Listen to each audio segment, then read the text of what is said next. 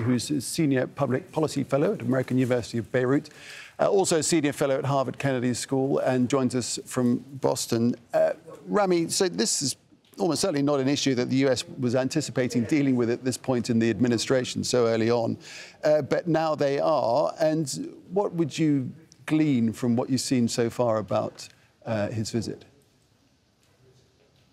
It's hard to tell, really, until we get more clarity in terms of what policies the Americans will pursue. Their words have been kind of fascinating. The President and the Secretary of State of the U.S. have both used the term or the adjective equal or the verb or the noun equality between Palestinians and Israelis in terms of their rights, their security, their development, their prosperity, etc.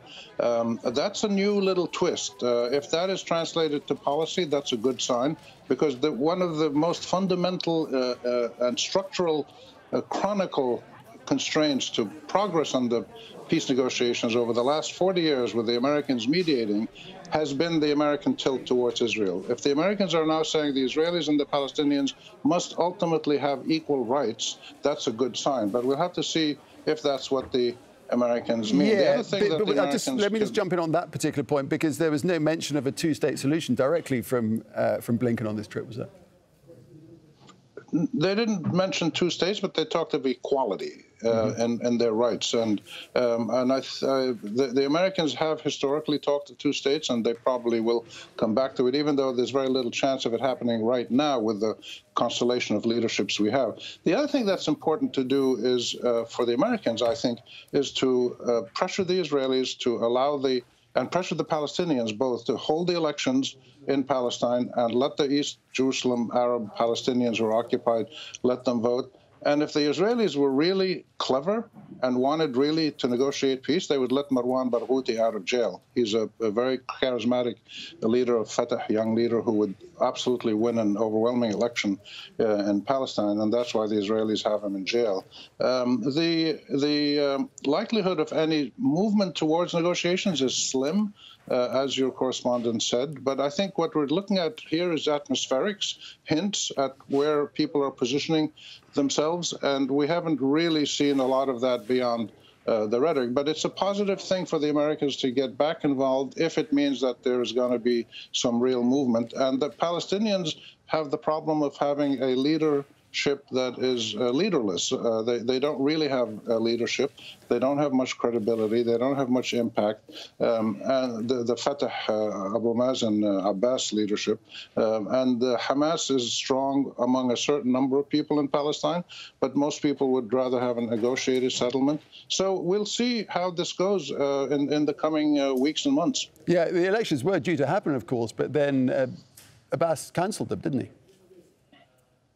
That's right, and this has happened before, and there's many different possible reasons why they were cancelled, and the reality is that the Hamas leadership and the Fatah leadership both have concerns about the elections in various ways, but the reality also is that the overwhelming majority of Palestinians want elections to reconstitute and re-legitimize a new national unified leadership.